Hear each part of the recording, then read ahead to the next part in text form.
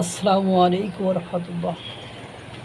মহান রব্বুল আলামিন বলেছেন, তোমরা অন্য ধর্মের কাউকে নিয়ে অশ্রাব্য অকথ্য ভাষায় কথাবার্তা বলো না, তাহলে তারা না বুঝে আমাকে গালিগালাজ করবে। তিনি আবার বলেছেন, তোমার ধর্ম তোমার, আমার ধর্ম আমার। বিষ্ণু সাল্লাল্লাহু সাল্লাম বিদায় হজে বলেছেন, ধর্ম নিয়ে বাড়াবাড়ি করো না। অথচ আমাদের ভেতরে ধর্ম নিয়ে যে বাড়াবাড়ি, সেটার কোনো ইয়াত্তা নেই বলে শেষ করা যাবে না। এই যে দেখেন, হিন্দুদের সাথে বাংলাদেশে তারা সংখ্যালঘু বলে যে আচরণগুলো করা হয়, করে মানুষ, সেটা আসলেই নিন্দনীয়।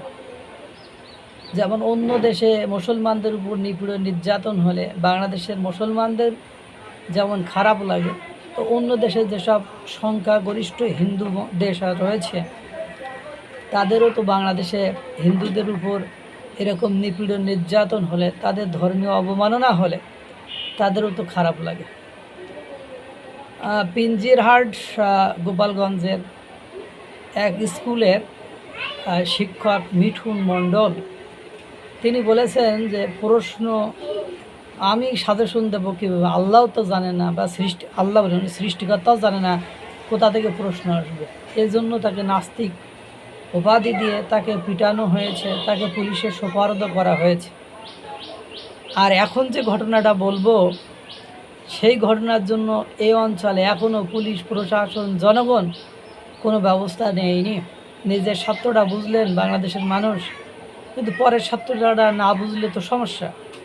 ঘটনাটি শুনুন। কুড়িগ্রাম জেলার নাগেশ্বরী উপজেলা ভিতরবন্দ ইউনিয়ন এলাকার সচেতন নাগরিকবৃন্দের পক্ষ থেকে অত্যন্ত উদ্বেগ ও দুঃখের সাথে জানানো যাচ্ছে যে ভিতরবন্দ কেন্দ্রীয় শ্মশানঘাট ও সংলগ্ন ধর্মীয় এলাকার কিছু যুবকের বিরুদ্ধে দীর্ঘদিন ধরে অসামাজিক ও অনাকাঙ্ক্ষিত কর্মকাণ্ডে জড়িত থাকার অভিযোগ উঠেছে। স্থানীয়দের দাবি অনুযায়ী সেখানে প্রকাশ্যে মাদক সেবন, জুয়া খেলা এবং অশোভন আচরণের মতো ঘটনা ঘটছে। এছাড়াও অভিযোগ রয়েছে যে কিছু ব্যক্তি মন্দির প্রাঙ্গণে প্রবেশ করে ধর্মীয় অনুভূতিতে আঘাত হানে এমন আচরণ করছে এবং আপত্তিকর ছবি ও ভিডিও ধারণ করে সামাজিক যোগাযোগ মাধ্যমে প্রচার করছে। এসব ঘটনায় এলাকাবাসীর মধ্যে চরম উদ্বেগ, ক্ষোভ ও নিরাপত্তাহীনতা তৈরি হয়েছে। অভিযোগ যাদের নামে উঠেছে তাদের মধ্যে রয়েছে সুমন মিয়া, পিতা হলো জসিমউদ্দিন জমশেদ আলী, আতিকুল ইসলাম, পিতা ইসলাম, গ্রাম কুমারপাড়া, ভবানীপুর, ভিতরবন্দ।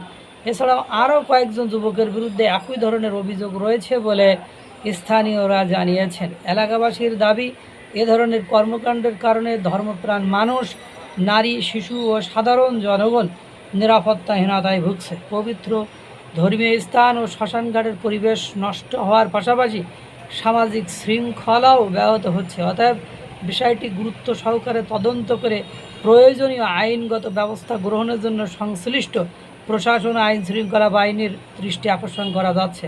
এই যে দেখেন কি অবস্থা, ওদের কালীর পাশে, হিন্দুদের কালীর পাশে ওই ছেলেটা লুঙ্গি উঁচু করে উলঙ্গ হয়ে অশ্লীল অঙ্গভঙ্গি করেছে, মানে লুঙ্গি উঁচু করে মানে কালীর পাশে দাঁড়ায় আছে এবং হাসাহাসি দাঁত কেলাকেলি করছে। সেটা আপনারা দেখতেই পাচ্ছেন যে কি একটা বাজে বাজে কি একটা বাজে অবস্থা। দেখেন এই যে এই ঘটনাগুলোর শ্মশান কালী মন্দির প্রতিমার অশ্লীল ছবি তুলে মনে করে বলছে যে নাগেশ্বরীতে শ্মশান কালী মন্দিরে প্রতিমার সাথে অশ্লীল ছবি তুলে ফেসবুকে পোস্ট, সনাতনীদের ক্ষোভ।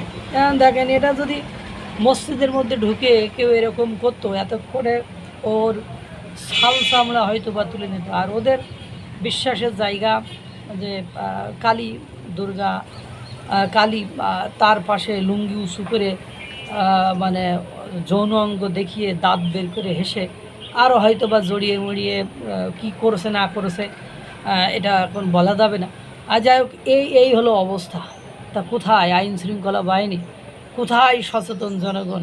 যেখানে আল্লাহই বলেছে, যেখানে বিশ্বনবী সাল্লাল্লাহু আলাইহি ওয়াসাল্লামই বলেছে অন্য ধর্মকে নিয়ে বাড়াবাড়ি করা যাবে না, বা অন্য ধর্মের অসম্মান করা যাবে না, সেখানে এই হলো অবস্থা বাংলাদেশে। আল্লাহ তাআলা সকলকে ভালো রাখুক, সুস্থ রাখুক। আসসালামু আলাইকুম ওয়া রাহমাতুল্লাহ।